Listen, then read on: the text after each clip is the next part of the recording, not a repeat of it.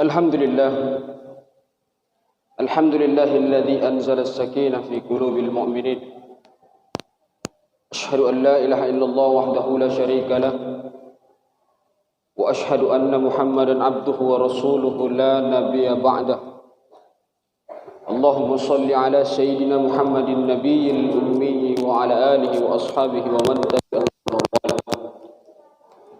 قال الله تعالى في القرآن العظيم وهو أصدق القائلين: أعوذ بالله من الشيطان الرجيم. بسم الله الرحمن الرحيم. يا أيها الذين آمنوا اتقوا الله حق تقاته ولا تموتن إلا وأنتم مسلمون. صدق الله العظيم. Alhamdulillah, segala puji dan puji syukur kita panjatkan kehadirat Allah Subhanahu wa taala sebanyak tetesan air hujan. Segala puji dan puji syukur kita panjatkan kehadirat Allah Subhanahu wa taala sebanyak gugusan ombak di lautan. Dan segala puji dan puji syukur kita panjatkan kehadirat Dia yang menjelma dalam setiap nama dan setiap wujud, sebanyak ciptaan yang ada di langit dan di bumi dan di antara keduanya. Karena jika bukan nikmat tetesan darah, hembusan nafas, detak jantung, ayunan tangan dan langkah kaki yang Ia anugerahkan kepada kita, maka mustahil bagi setiap kita di antara ratusan dan jutaan manusia di muka bumi ini yang bisa tergerak hatinya untuk masuk bersama-sama mendirikan salat Jumat secara berjamaah. Itulah sebabnya kata Allah, in ta'udduni ni'matallahi la tuhsuha. Jika ada makhluk yang hendak menghitung nikmatku, maka dia tidak akan mampu. Salah satu nikmat yang Ia hamparkan kepada kita pada hari ini, nikmat iman dan nikmat Islam. Salam serta takzim kita kepada seluruh utusan Allah Subhanahu wa taala, bil khusus Nabiullah Muhammad sallallahu alaihi wasallam. Nabi yang karena keagungan namanya, nabi yang karena dialah satu-satunya alasan sehingga Allah Subhanahu wa taala menggelar dan membentangkan alam semesta beserta seluruh isinya.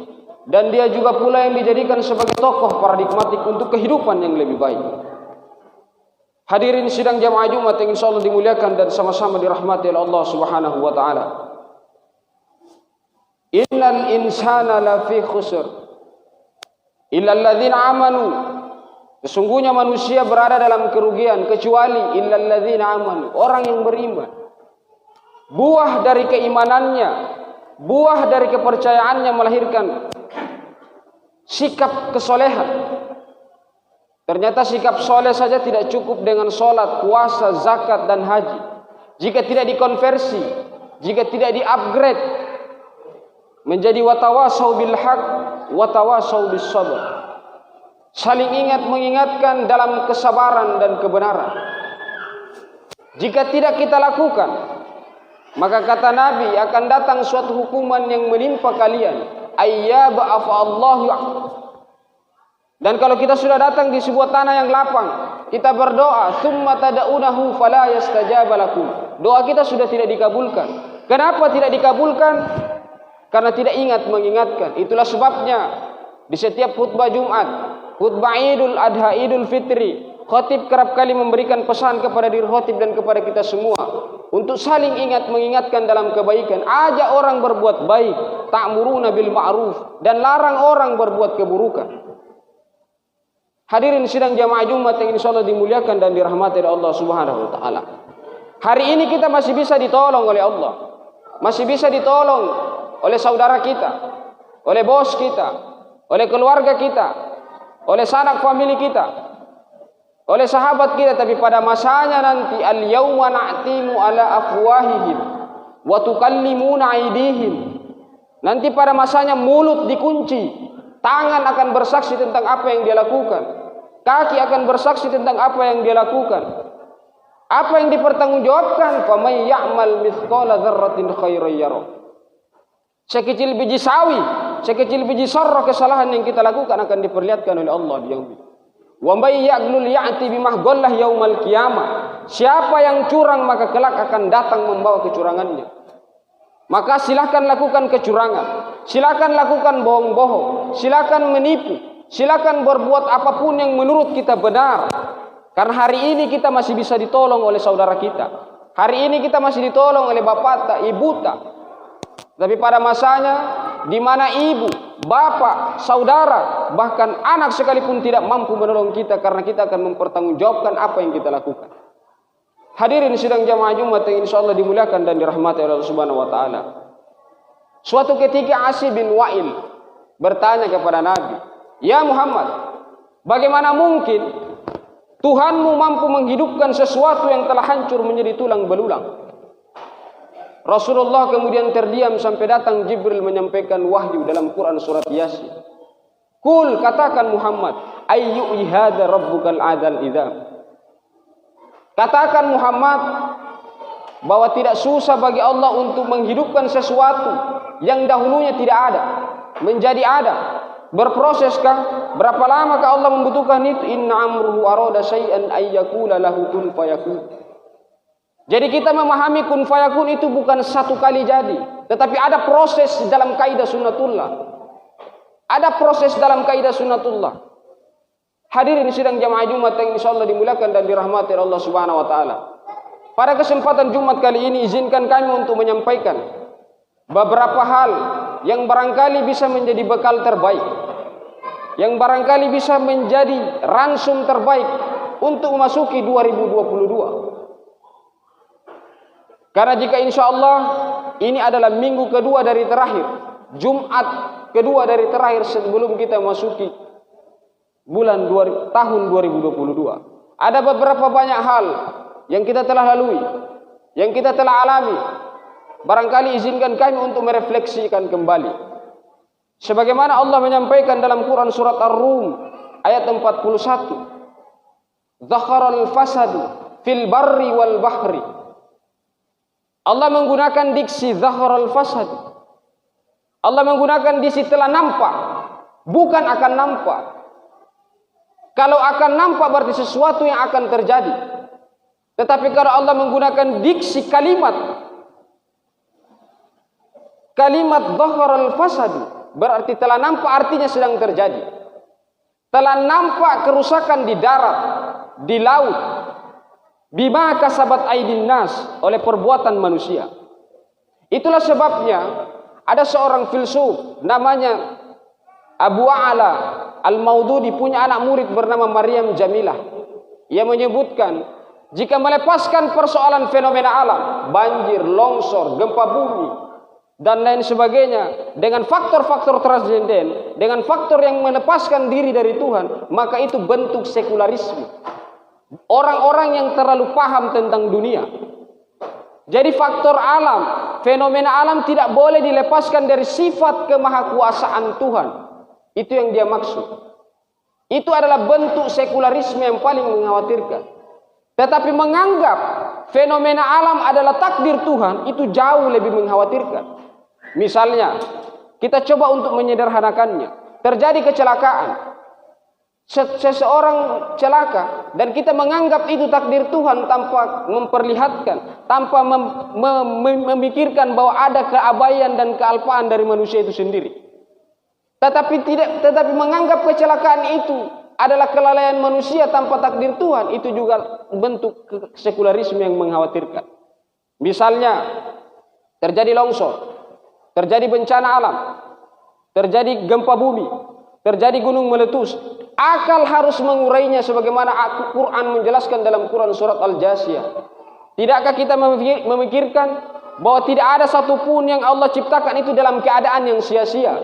Bahwa Allah menciptakan segala sesuatu itu berjalan dengan hak. Allah tidak menciptakan sesuatu itu dengan batil, dengan sia-sia. Tidakkah mereka memikirkan? Inilah bentuknya. Hadirin sidang jamaah Jumat yang insyaallah dimuliakan dan dirahmati Allah Subhanahu wa taala. Misalnya tadi yang saya sampaikan, terjadi banjir. Mengapa sampai bisa intensitas hujan begitu deras? Adakah ini faktor takdir Tuhan? Atau keabaian kita, kealpaan kita untuk menguraikan lebih jauh? Intensitas hujan bisa deras, itu sangat berpengaruh dengan persoalan saintifik. Karena globalisasi, pemanasan global, lapisan ozon menipis, awan menampung air terlalu banyak.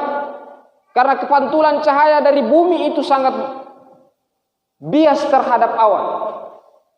Dan banyak persoalan lain, banjir, efeknya banyak. Adakah ini berkaitan dengan persoalan infrastruktur statis bangunan yang tidak memikirkan dampak lingkungan hidup? Adakah ini persoalan yang tidak pernah memikirkan bahwa muara dari seluruh perjalanan air adalah di laut, bukan di darat, tetapi airnya ditahan? Lalu kenapa kita dengan serta-merta mengatakan bahwa ini adalah ujian dan musibah dari Allah Subhanahu wa taala? Makanya di ayat yang Quran surat Ar-Rum ayat 41 Allah menjelaskan, saya sengaja agar mereka merasakan sebagian dari apa yang mereka lakukan, supaya mereka kembali kepada jalan yang benar. Saya sengaja supaya mereka merasakan sebahagian dari apa yang mereka lakukan. Itulah sebabnya ujian, musibah itu datang, dia tidak akan pernah pilih mana orang beriman dan mana orang yang tidak beriman. Makanya salah satu esensi dalam ajaran Islam ialah mengajak orang berbuat baik dan melarang orang berbuat buruk. Karena kenapa? Karena musibah kalau datang, dia tidak memilih mana orang baik dan mana orang setengah baik dan mana orang buruk. Musibah kalau dia datang kepada orang baik, maka itu ujian. Harus sabar. Musibah kalau dia datang kepada orang yang setengah baik dan setengah tidak baik, ini namanya yang kadang-kala membuat malaikat pusing. Sholat rajin tapi mencuri jalan terus. Zakat nomor 1, infak nomor 1 tapi ceritai orang luar biasa. Kalau musibah datang kepada orang yang tidak baik, itu kontan. Di akhirat kesli. Hadirin sidang jamaah Jumat yang insyaallah dimuliakan dan dirahmati oleh Allah Subhanahu wa taala. Tetapi Allah mengatakan di dalam hadis qudsinya, wa ma kana Allah yu'azzibahum yastaghfirun. Allah tidak akan menurunkan musibah di tengah orang-orang yang banyak beristighfar, di tengah banyak orang-orang yang banyak mengingat. Atau di hadis qudsi yang lain Allah sampaikan, inni la ahammu bi azabi ibadi. Saya sebenarnya mau turunkan murkaku. Musibah aku tarik kembali karena aku melihat 3 perkara. Syakun rukqa. Orang tua tengah malam sujud berurai air matanya. Sidyanan rutto, anak bayi yang sementara menyusu. Wabahaiman rutto, binatang melata yang sementara mencari makan. Bagaimana musibah itu tidak bertambah? Kita mengamalkan hadis ini terbalik. Anak bayi dibuang di tempat sampah karena orang tua tengah malam menyusu. Bagaimana musibah ini tidak bertambah karena kita mengamalkan hadis ini terbalik? Itulah sebabnya di dalam komposisi dalam Al-Quran ada 100% ayat yang 65%-nya berisi tentang ibadah sosial. Hanya 35% hanya ibadah yang memperhitungkan antara diri dengan manusia. Selebihnya ialah ta'muruna bil ma'ruf wa tanhauna 'anil munkar. Kita lebih banyak diperintahkan untuk mengingatkan orang kepada jalan kebaikan dan melarang orang untuk berbuat keburukan. Itulah sebabnya para guru-guru kita, para ulama-ulama kita berbeda pendapat dalam memperingatkan orang. Ada yang menganggap bahwa memperingatkan orang itu bisa dengan diam saja. Atau kalau paling tidak yang paling banter, yang paling parah ialah menjauhi orang yang melakukan keburukan. Tetapi ada juga ulama yang membenarkan jika ada orang berbuat keburukan, tegur dia, larang dia. Makanya di sini umat berselisih paham, apakah menegur atau diam saja. Tetapi Rasulullah memberikan tuntunan dalam mendakwai orang. Ini sebagai bahan refleksi buat kita dalam menyongsong tahun yang akan datang. Di dalam Quran surat An-Nahl ayat 121, ud'u ila sabili rabbika bil hikmah wal mau'idatil hasanah wajadilkum billatihi ahsanu rabbaka biman dhalla. Dan serulah mereka ke jalan Tuhanmu dengan hikmah. Hikmah itu ada 2. Menyampaikan hikmah itu ada 2, dengan ilmu ilmiah dan amal ilmiah. Sampaikan kepada orang yang bisa napahami orang. Jangan yang susah dan terlalu filosofis. Dan sampaikan kepada orang yang bisa dia kerjakan. Itu hikmah. Yang kedua, wal mau'idatil hasanah. Jangan maki mereka. Kata Allah hasanah, terbaik. Dan berdebatlah dengan mereka dengan cara yang paling terbaik. Bukan dimaki. Bukan dihujat. Wajadilhum billatihi ahsanu rabbaka biman dhalla an sabil. Misalnya kita lihat, tidak ada orang yang imannya sama dengan Nabiullah Musa alaihissalam. Dan tidak ada orang yang sifat dan perilakunya sama dengan Fir'aun laknatullah alaih. Itu saja diperintahkan oleh Allah untuk mendakwainya dengan cara yang paling terbaik. Faqula lahu qaulan layyina. Hai Musa, hai Harun, jika engkau dakwai Fir'aun, maka sampaikan dengan cara yang paling terbaik agar tidak menyinggung perasaannya. Hadirin sidang jamaah Jumat yang insyaallah dimuliakan dan dirahmati Allah Subhanahu wa taala. Ini bahan refleksi. Ini bahan yang kita jadikan sebagai ransum terbaik untuk bekal ke depannya. Sebab kenapa?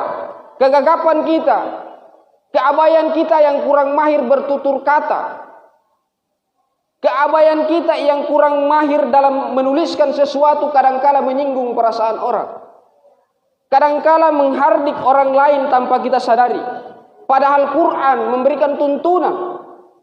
Sebagaimana Rasulullah SAW yang mendakwai kaum di Bani Taif. Bayangkan Jibril menawarkan jasa untuk menghimpitnya, tetapi Rasul menolak. Itulah bentuk, makanya kata Khairil Anwar, jika mereka yang mendatangimu adalah api, maka jangan kau datang sebagai bensin. Apakah Rasulullah marah jika ada umat yang menghina, jika ada orang yang menghinanya saat ini?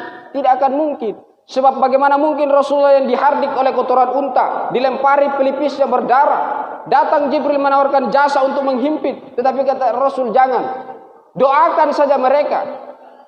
Siapa tahu ada generasi yang lahir dari Bani Taif yang akan mengikrarkan diri kepada Allah Subhanahu wa taala.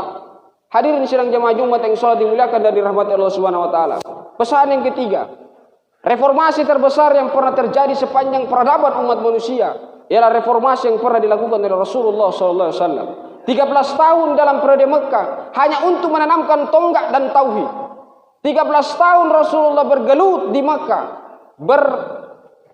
berdekatan langsung, bertalian langsung dengan masyarakat jahiliyah yang keras dan membabi buta. 13 tahun adalah pencapaian terbaik dalam sepanjang sejarah. Bahkan seluruh penulis, seluruh filosof menganggap Rasulullah sebagai orang yang paling terbaik. Karena mampu merubah sebuah bangsa tidak beradab menjadi beradab. Bangsa yang terpecah belah menjadi bangsa ummatan wahidah. Reformasi apa yang Rasulullah lakukan? Reformasi akidah. Menanamkan fondasi, menanamkan tonggak sebagaimana bangunan, sebagaimana rumah. Kalau mau rumahnya kokoh, maka bangunannya harus kuat. Kalau mau rumahnya kokoh, maka dasarnya harus kuat. Tidak ada bangunan yang dibangun di atas fondasi yang rapuh. Oleh sebab itu orang hidup sebagaimana imannya. Kita hidup bagaimana iman. Hari ini, hari-hari yang berat, kita harus menghadapi iman yang digoncang-goncangkan dari luar. Belum lagi faktor internal, belum lagi faktor eksternal. Maka sudah saatnya kita kembali, mendedah kembali ibrah bagaimana Rasulullah dalam melakukan perjalanan sirah 13 tahun di periode Mekah. Dan lalu berhasil membangun sebuah masyarakat religius 10 tahun di Madinah. Itulah yang dapat saya sampaikan. Barakallahu wa lakum fil Qur'anil azim. Wa nafa'ani wa iyyakum bima fihi minal ayati wa dzikril hakim. Wa taqabbala minni wa minkum tilawatahu. Innahu huwal ghafurur rahim.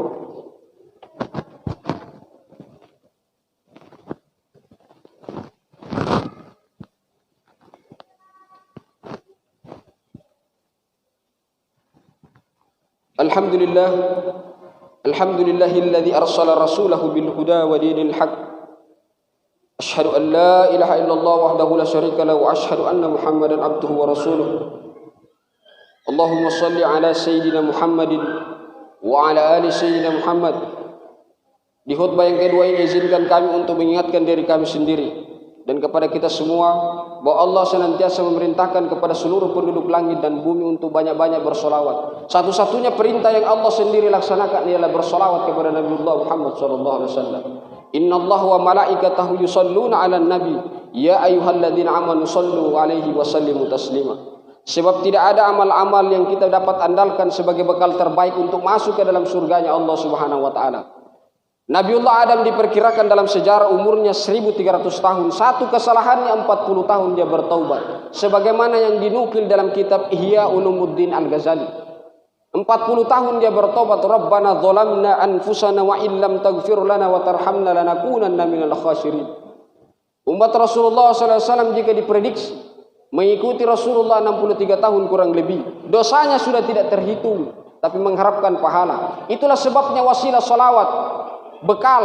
Wasilah salawat bisa menjadi bekal untuk masuk ke dalam surga Allah Subhanahu wa taala. Barangkali dengan syafaat Rasulullah kelak kita akan bisa memasuki surga Allah bersama dengan para aulia dan anbiya. Allahumma shalli ala sayyidina Muhammad wa ala ali sayyidina Muhammad. Allahumma ghfir lil muslimina wal muslimat wal mu'minina wal mu'minat minhum wal amwat. Innaka sami'un qaribun mujibud da'wat wa ya qadil hajat. Allahumma inni nas'aluka ridhaka wal jannah wa na'udzu bika min sakhatika wan nar. Allahumma inni nas'aluka ilman nafi'an wa rizqan halalan tayyiban wa amalan mutaqabbal. Allahumma tafa'na wal waba wal bala wal fahsya waz zina wal riba wal munkar. Bismillahilladzi la yadurru ma'a ismihi syai'un fil ardi wa huwas samiul alim. Allahumma rabbana dhalamna anfusana wa in lam taghfir lana wa tarhamna lanakunanna minal khasirin. La ilaha illa anta subhanaka inni kuntum minadh dhalimin. Allahumma rabbana atina fid dunya hasanah wa fil akhirati hasanah wa qina adzabannar. Ibadallah, innallaha ya'muru bil adli wa ihsan wa ita'i dzil qurba wa yanha 'anil fahsya'i wal munkari wal baghi ya'idzukum la'allakum tadhakkarun. Fazkurullaha akbar wallahu ya'lamu ma tasma'un.